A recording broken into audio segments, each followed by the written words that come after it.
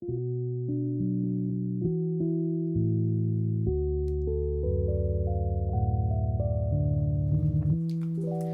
and welcome to the Crimson Stitchery, a video channel about making all things beautiful and useful. My name is Anushka and you can find relevant links to this video in the down bar here on YouTube. And this video, my monthly vlog, is coming to you courtesy of all of my wonderful supporters of this channel. Whether you've got involved on a one-off kind of occasion or you've subscribed to the Crimson Stitchery over on Patreon, a massive thank you to you for your support. So in this monthly vlog, the monthly vlog for my March makes, that's way too much alliteration for my taste, I'm just going to share what I've been knitting on. As regular viewers of the Crimson Stitchery will know, since I launched this video channel over the last couple of years, I've been working to formalise my knitting designing portfolio much more. And I say the word formalise because I'm just the type of person that has always veered off-piste when it comes to knitting patterns that exist, and just kind of taken a very kind of creative approach to the craft overall. That's a very long-winded way of saying that I can't follow instructions. And along the course, got fluff up my nose. Along the course of this YouTube channel, viewers have been really enthusiastic and just generally so wonderfully supportive of my creative endeavours that I've been transforming that into writing up knitting patterns. And this has been something that I dabbled in a little bit, you know, over the years here and there. And I think what kind of initially stopped me a little bit before was the fact that it's incredibly time consuming, it's a huge time suck, and it's also very admin heavy, admin intensive. Like there's just a lot of time spent on the computer, and I'd always just rather be knitting, and then like the pile of samples and so on would always grow up. So all that's to say is that in the Crimson Stitchery this year, you know, my vlogs have definitely started documenting my swatching endeavours more and more and more, and I even made a whole video series about swatching released over the last month or so. And I guess I'm just not one of those people that can just like churn out like loads and loads of stuff all the time, but maybe that's okay, and actually maybe that resonates with more people. I definitely do remember watching knitting podcasts in the past, like over the past 5 years or whatever, and I'd just be amazed at the fact that they were knitting like 2 sweaters a week and 10 pairs of socks and stuff like that. I was like, how do you do that? So I don't know, maybe I hesitate to call it like lower productivity rate because I'm always working really hard, but like maybe lower cast off rate, maybe compared to the past, but you know, maybe that rhymes with some of you guys. Let me know in the comments down below, do feel free to chip in. So yeah, in this month's video I've got a finished object to show you. I'm wearing it right now. I've got another finished object that I'll allude to that I can't show you, and I'm also getting involved in a new project which I'm very excited to share. So let's just dive straight in with, oh, it's heavy this week, what's in my knitting basket. It's very full and it's very pink. So firstly, finished objects. I've just finished this sweater. I've just finished it. I haven't even taken all of the stitch markers out of the out of the piece, and I haven't even finished sewing in the ends, but I'm really happy to share this with you. So this is my Arachne sweater, and it's a design by Andy Satterland that I alluded to last episode. So as you can see, it's a yoked sweater with a cobweb around the yoke, and frequent and keen viewers will have picked up on this finished object in my last swatching instalment, and the one that's called When Swatchers Lie. There's a link to it on screen now. And yeah, it's done. I knit this so quickly. I think probably as a sort of respite, if you will, from all of the kind of very computer intensive actually design work and all the number crunching and so on that I talked about at the beginning of this episode. It was just so nice to do something where I didn't have to think about it and that it was kind of just purely for enjoyment. So this project began when I received some yarns from girlfriends as a birthday present last year, and the yarns were nothing that I would originally have chosen, and they, bless their hearts, had thought to themselves that this very carefully chosen ombre selection of yarns in my favourite kind of aquamarine, turquoise and metallics, they thought that these would be lovely to knit a gradient style sock because they knew that I like to knit socks. In particular, these are girlfriends that I know from university, from my studies, and they've seen me at like seminars and conferences and so on, like knitting away, sitting at the back of the conference hall of the lecture theatre. But, you know, obviously this kind of yarn is not suitable for sock yarn, but it is really interesting yarn that I would never have chosen for myself, and I really relished that as a creative challenge. Normally, when it comes to knitting and sewing, I haven't talked about sewing for a long time on the channel, and that's just a reflection of the fact that I haven't done very much sewing in a long time. But yeah, when it comes to that, I normally go for the natural fibres, the cotton, silks, wool, sometimes linen. It's not to say that I don't have a place for synthetics. They've definitely got their uses, they've got their quite specific purposes, but if I ever have a choice, I will go for the natural fibre, with one main exception, which is metallics. I absolutely love metallic yarns, threads and fabrics. What can I say? I just enjoy it so much. So, like I said, this type of yarn is very unusual.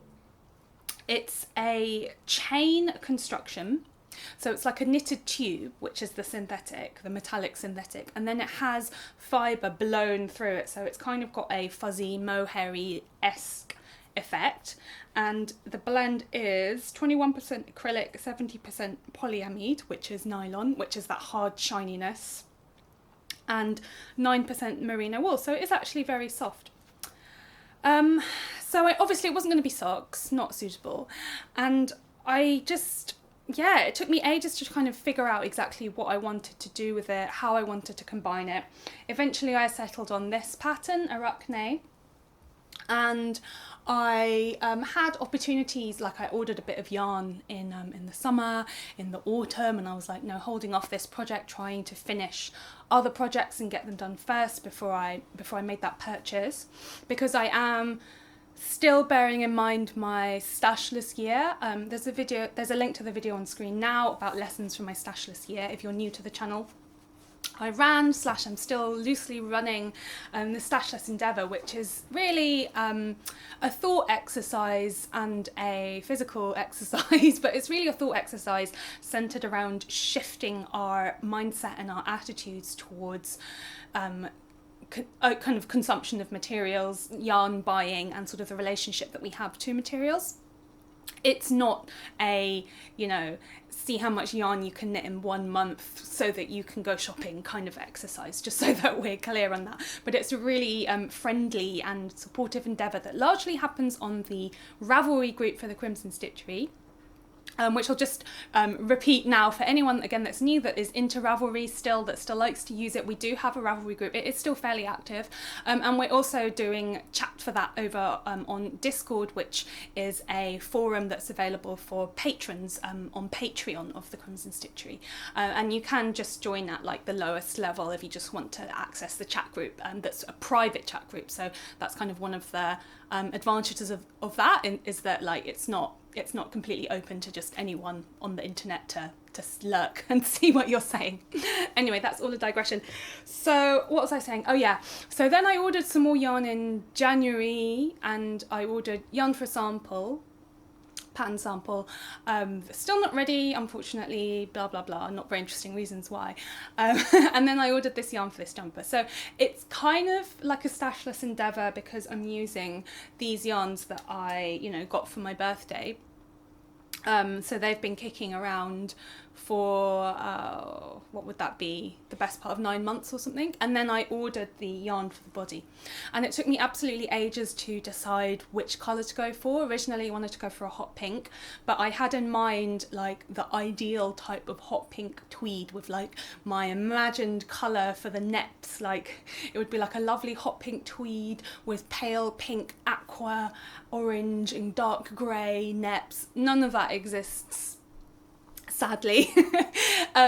Eventually I decided to go for a grey background because I thought actually then it will make the metallic yarn stand out, and I went for Rauwerk, which is a German brand, German yarn brand, really nice yarn, and they have merino breed wools but from Bavaria, I think it's Bavaria, and it's non-superwash, and it's such interesting yarn. I'd heard so much about it before and it really is worth the hype. In this episode I think I'm going to be talking about yarns probably more than I ever have done on the Crimson Stitchery before. Yeah, we'll get into that shortly. So I got this yarn, Rauwerk. In my opinion it was affordable for what it was, like 100% wool yarn that is sort of produced from like small producers, traceable origins and all the rest of it. And what I discovered through swatching was that my tension was coming out much looser than what was sort of recommended on the manufacturer's ball band, on the website of my yarn shop, my local yarn shop.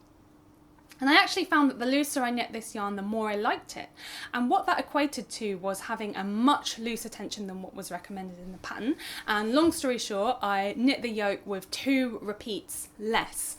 So the whole thing just ended up working up so quick, because I just cast on way less stitches. I think I ended up knitting it at around 19 stitches to 4 inches or 10 centimetres on, I think it was 4.5 millimeter needles, which is 2 sizes larger than what was recommended in the pattern. And yeah, it just totally worked out. Aside from sort of following the colour chart in the yoke, I, as usual, did my own thing. I added my own shaping, waist shaping. I added my own sleeve shaping, so the sleeves fit beautifully.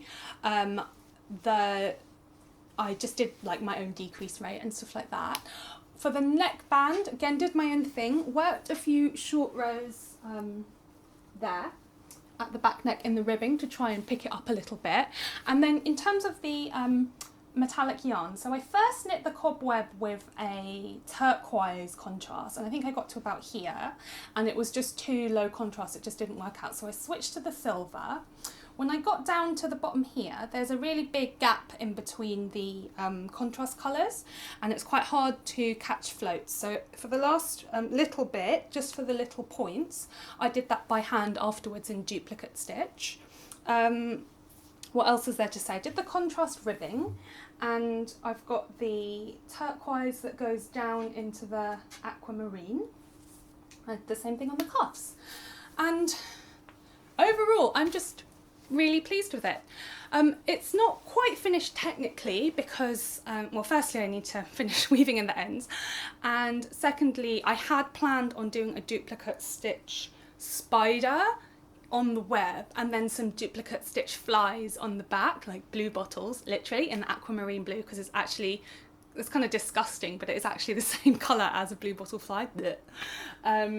Oh, that's really cast a new light on these yarns.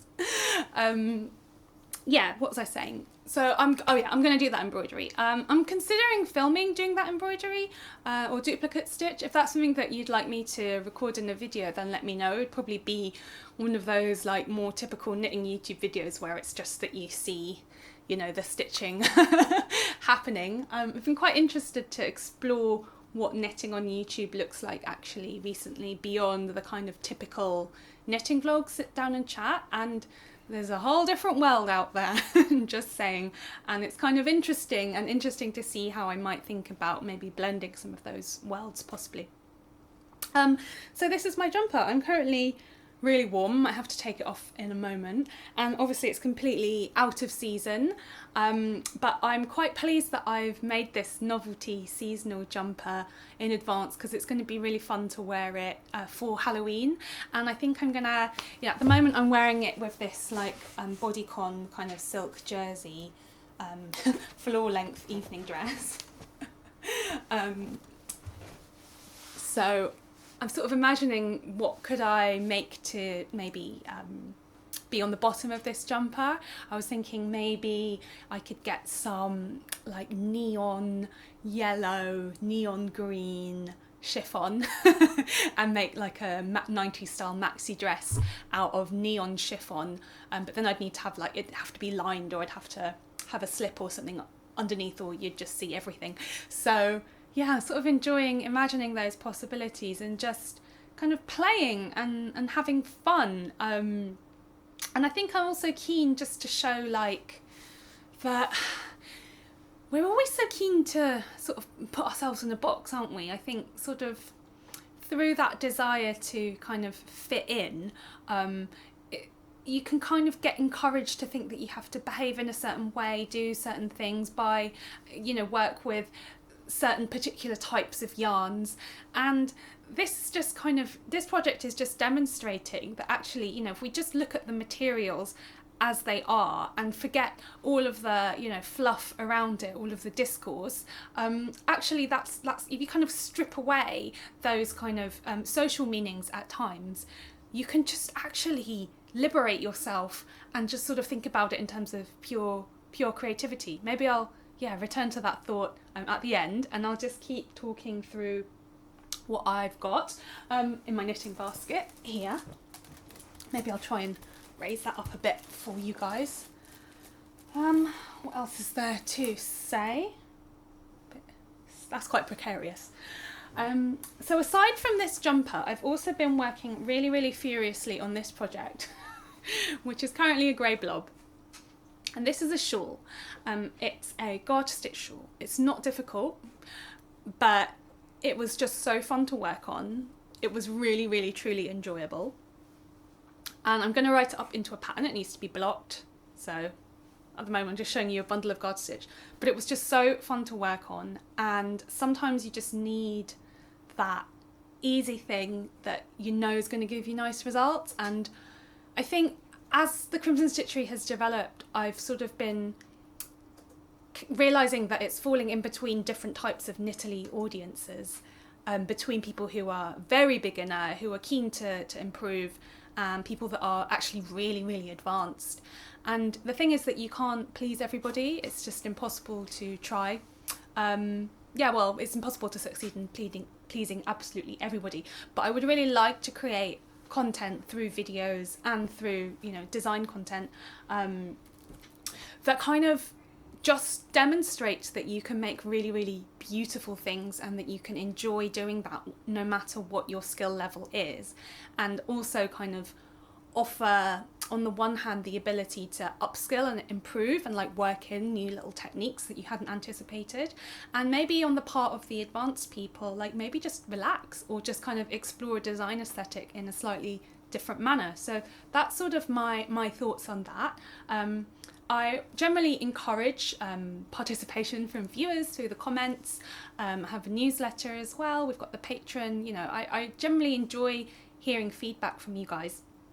And I had a little bit of feedback from like more advanced people who were like, oh, I'm not interested in the Crimson Stitchery anymore because it's for beginners now and I'm advanced. But it's really just, I think having a beginner mindset is a really valuable thing, because it can allow you to see something with fresh eyes and realise what you maybe took for granted, or just kind of get a new take and a new perspective on the craft. And I know that I have a lot of advanced knitter viewers who don't feel that way, but yeah, it just sort of sparked a lot of thoughts in me this month. Right, just had to take that off as it got way too hot wearing that indoors, which is a nice feeling actually. I'm quite relishing feeling too hot at the moment because it's just been a long winter. Let's just leave it at that. Okay, the other thing that I've been working on is this scrap sock for my sister that, as you can see, I've not done very much on at all. I've just turned the heel and I'm using leftover self-striping yarn by West Yorkshire Spinners, leftover random red yarn, and leftover another self-striping yarn by West Yorkshire Spinners for the heel. So this is all just scraps. And yeah, like I said, it's scrap sock for my sister. It was my online meetings knitting project, and then I kind of rebelled and like, I think I had some online meetings and I was like, video off, I'm gonna be standing up and not just sitting down at the desk. And subsequently that was good for my mental health because it meant I was getting more movement.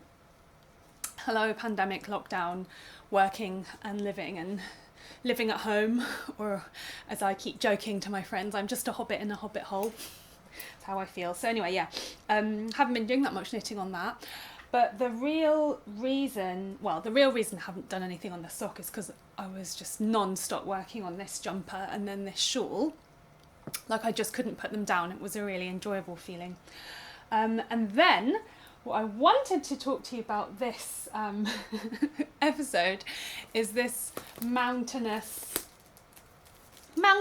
of pink. So let's get into that.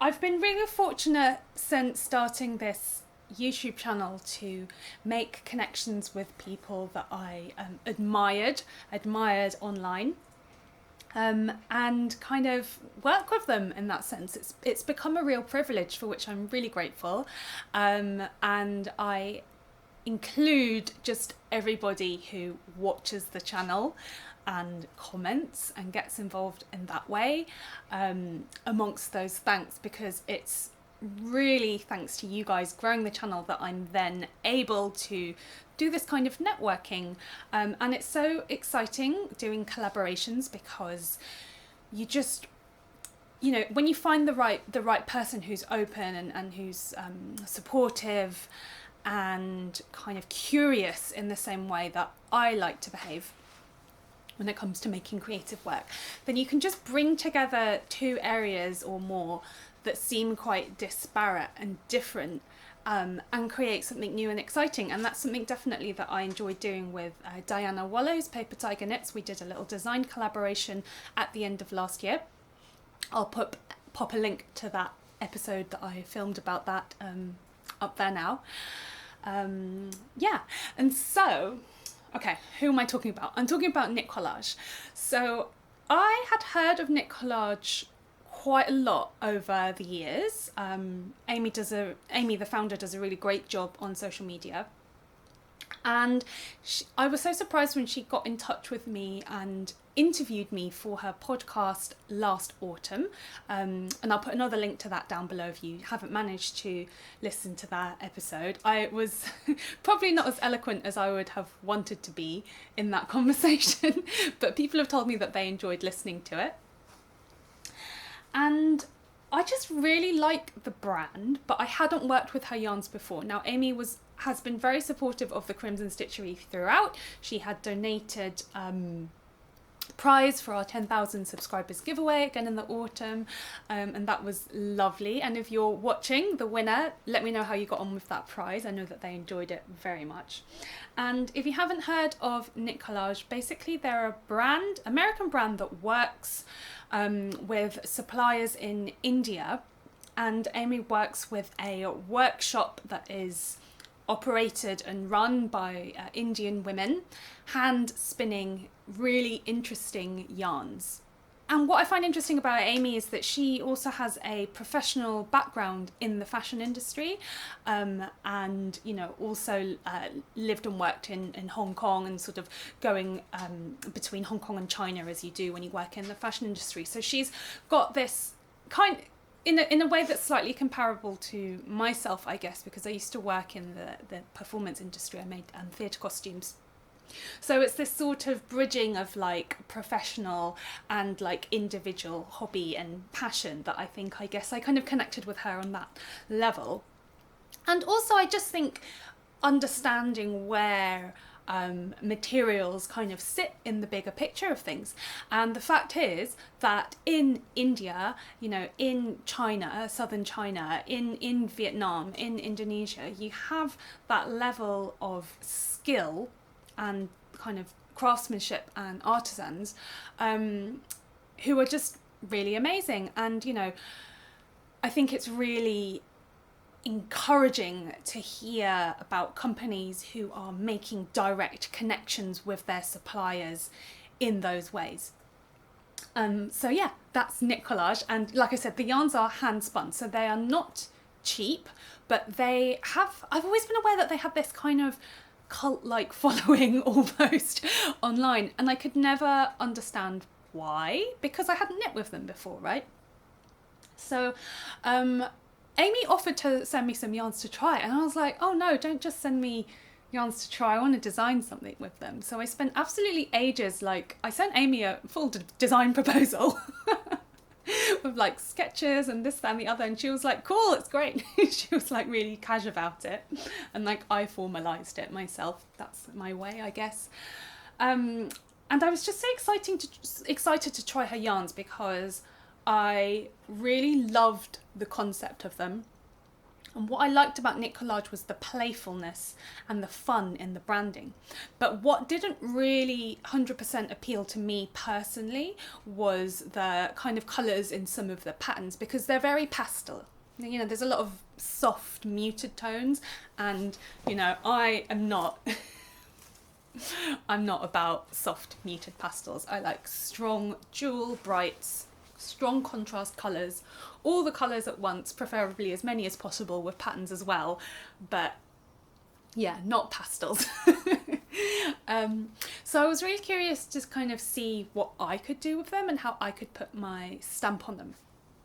So, long story short, the yarns arrived after months of deliberation, so thank you, Amy, and oh my goodness, they are fun.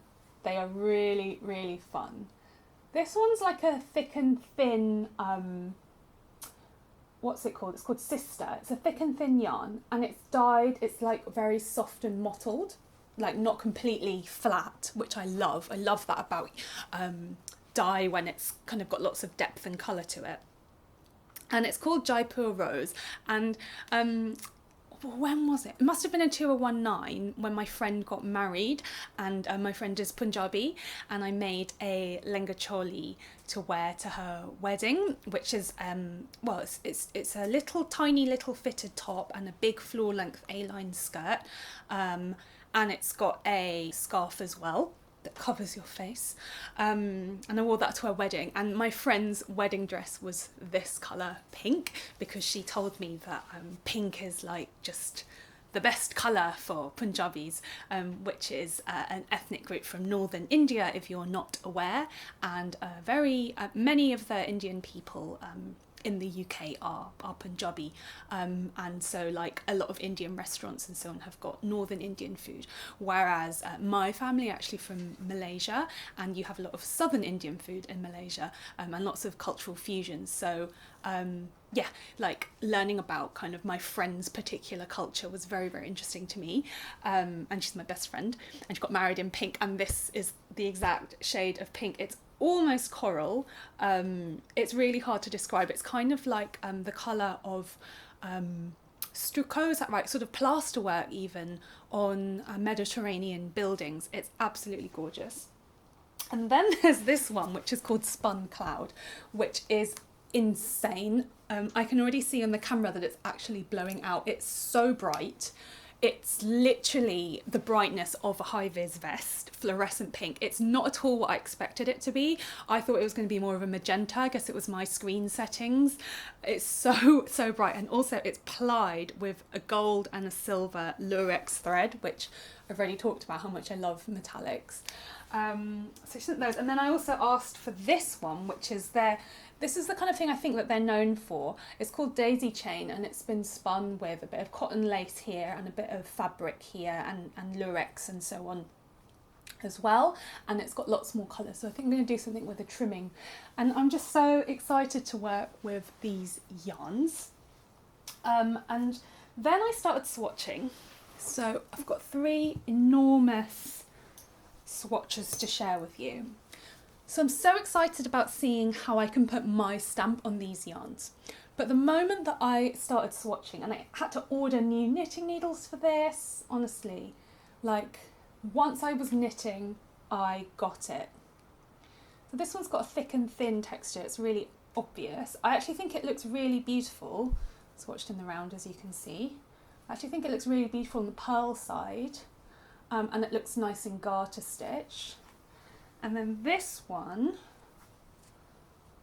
I think looks more interesting in stocking stitch. It's a bit more even and it's a bit lighter overall. I think the garter looks nicer in the thick and thin.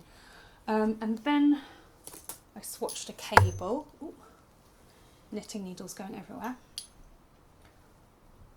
Can you see that? I swatched a cable. That's not quite right. I'm going to have to do a lot more exploring. So as you can see, I'm working with the solid colours of the yarn. I'm not doing what they often do on the Knicolage website, which is like blending all of the different yarns together at once. Because I'm really interested in texture. That's something that I guess I bring up quite a lot. I like to really think very precisely about texture. And I feel like there's so much potential in these yarns. And as I was saying, once I was knitting, I was like, this is such a strange experience because, you know, working with 10mm needles, it's big. I'm comfortable working with 2.5mm needles on socks, honestly. I've knit whole jumpers using 3mm needles, like with vintage patterns.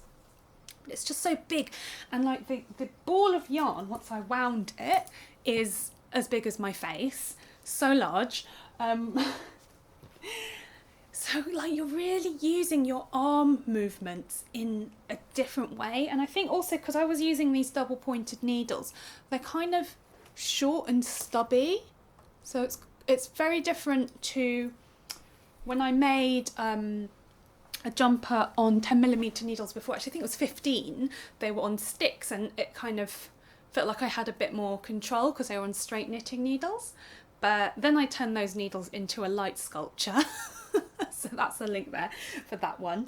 But yeah, on the circular needles, they're so stubby and it's like a strange experience to hold it in your hand. So anyway, the point I'm trying to make that is it's a really interesting bodily experience knitting with these yarns, as well as like the feel of the yarns as they run through your hands.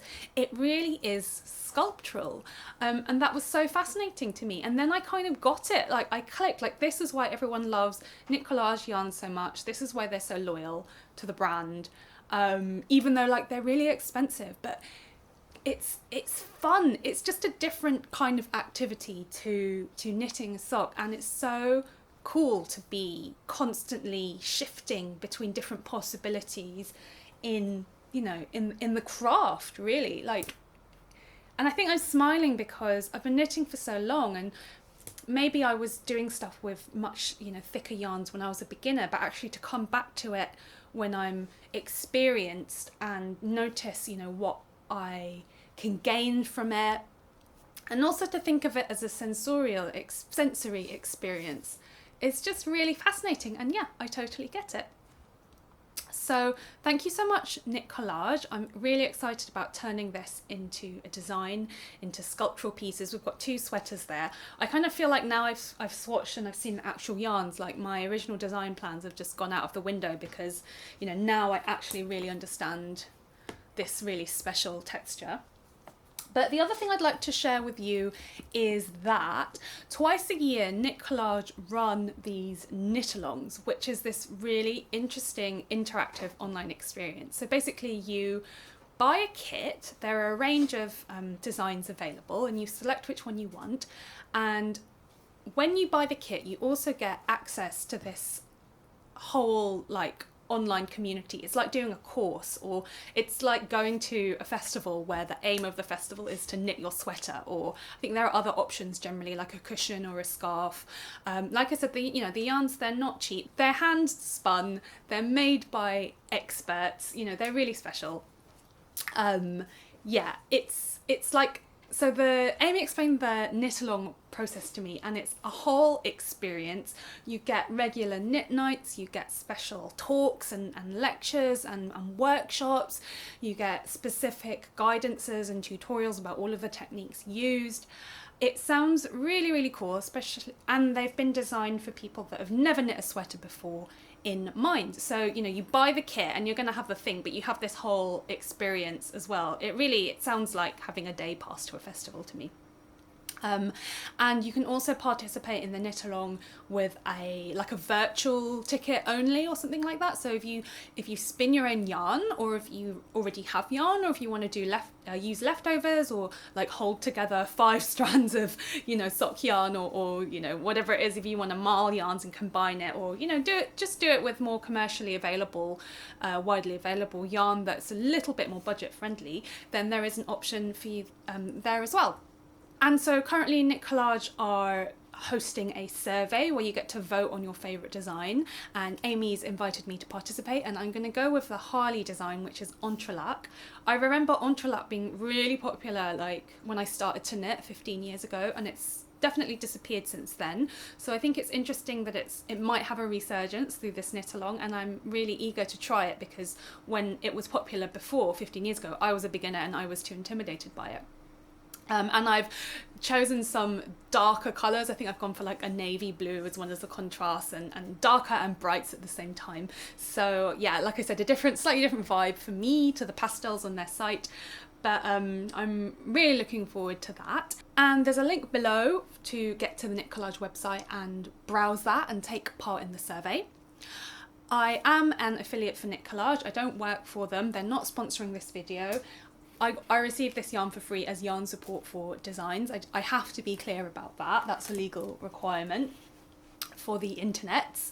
And being an affiliate for them means I don't work for them, but if you do decide to join the knit along, if it takes your fancy and you click through my link, I will get a small commission based on that.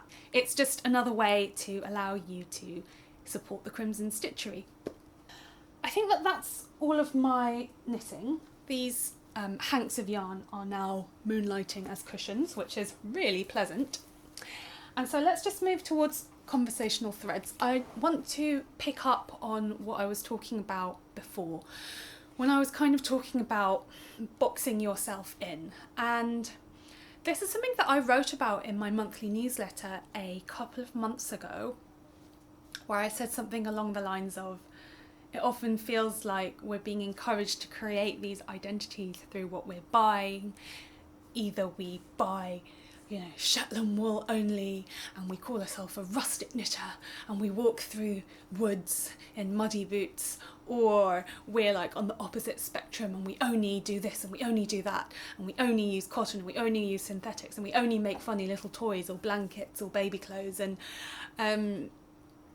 I kind of find it weird, and that's been a little bit kind of my mission, I think, through the Crimson Stitchery, just to show that you can enjoy that, yes, but kind of don't allow it to create any more divisions. There's already so many divisions in the world, like horrifyingly so, and it feels like every day things get more and more polarized, and due to algorithms and machine learning systems, like we only get to see what these calculations think that we want to see, so we just keep seeing the same stuff again and again, and then it can be really easy to forget that actually there's a world of difference out there.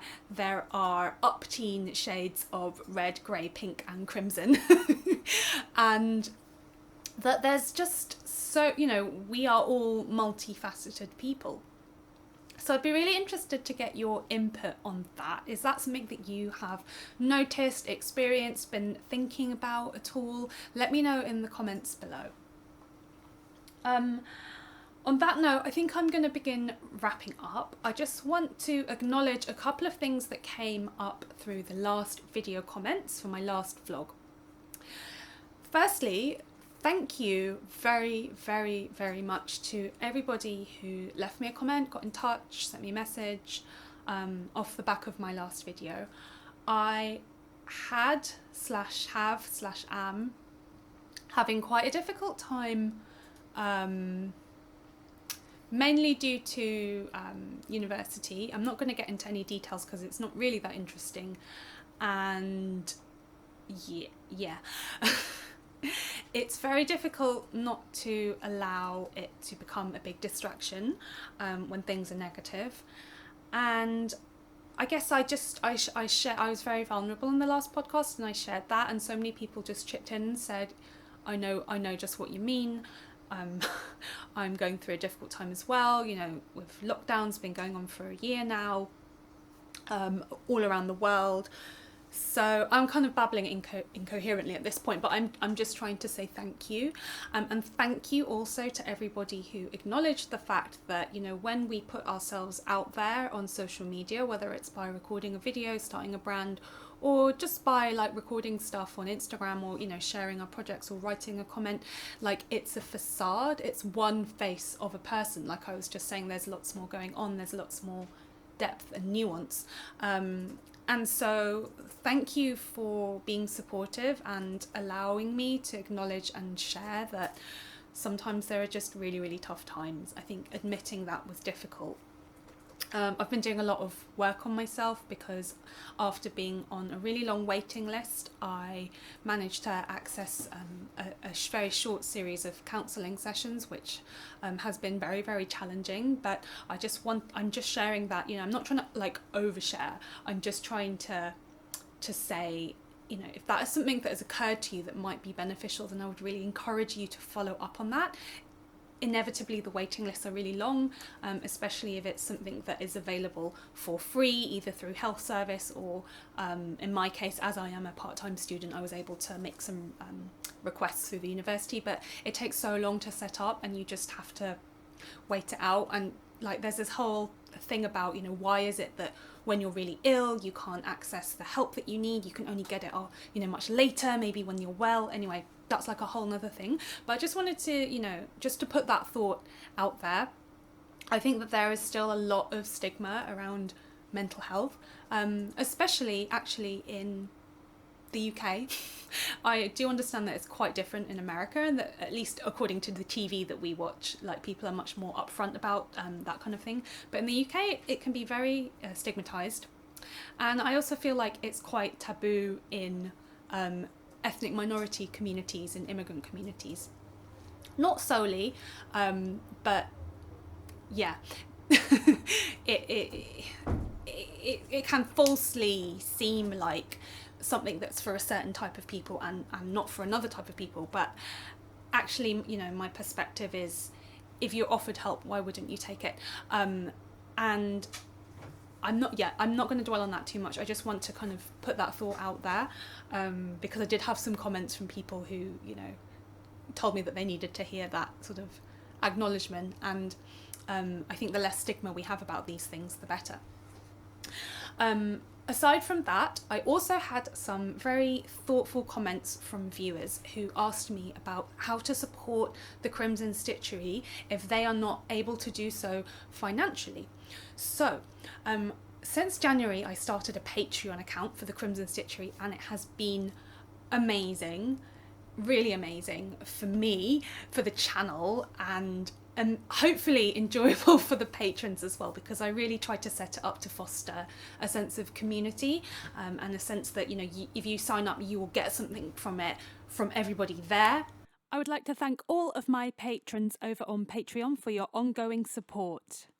And a shout out to my patrons who are at the Crimson Queens tier, which is the highest level: Jamie Pung, Angie Scheitel and Shelley. If you've been thinking of joining our Patreon, now's quite a good time to do that, because our upcoming quarterly knit night is coming up in April. So if you join now, you'll have access to that. Thanks so much. If you do not want to make a monthly subscription for whatever reason, if you're not interested in the Patreon, you're too busy to participate in the community stuff, or it doesn't appeal to you, but you want to support the Crimson Stitchery and contribute towards the financial costs of it, like web hosting and storage, and it's actually quite boring stuff, but it's like the really important stuff that's physically keeping us going. Like I'm saving for a new computer, ongoing saving for a new camera and stuff like that. You can do that via Ko-fi, so you can make a one-off contribution via Ko-fi, buy me a coffee, because basically Ko-fi has very low fees. So Patreon's got quite high fees because you get all of this stuff with Patreon, right? So you get like the blog, you get the Discord server, you get emails and messages and all of that, whereas with Ko-fi it literally just takes the money through PayPal. So if you just want to do a one-off, then through Ko-fi I will actually be able to get more of the money, you know, kind of directly into into the Crimson Stitchery, and less is being taken by the middleman. Of course, an obvious way of supporting the channel is by buying my PDF knitting patterns too. But people asked what they can do to support the Crimson Stitchery if those things are not financially available to them, and a big thank you for that. I'm really, really grateful. If you leave the adverts to play on YouTube for their full length, I will get more money from that ad revenue. If you skip the ads, I'll get hardly any money, but if you just leave them to play, then basically the longer that the ad's playing, the more money that the creator gets. And this is something that I often do for creators that I want to support, but I'm unable to join their Patreons or whatever. I just leave the ad playing. Sometimes, to be honest with you, I turn the volume down, I get up, I make a cup of tea, go and do a quick chore or whatever, and then I come back to the video after like a minute. And generally, if you've missed anything, you can just rewind it slightly, that's fine. You also get more money if you click on the links. If you click on the adverts, we get more money too. It's, you know, it's pretty straightforward, really.